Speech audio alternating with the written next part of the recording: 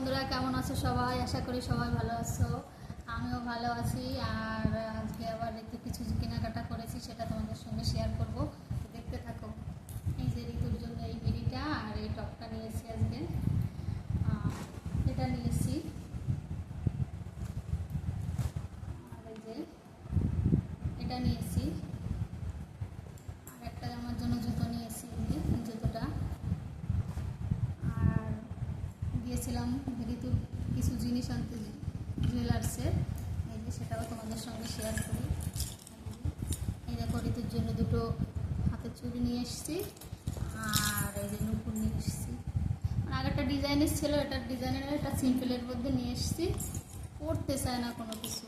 আর আমার জন্য আর একটা জিনিস এনেছি, দেখো, এই যে একটা আংটি নিয়েছি।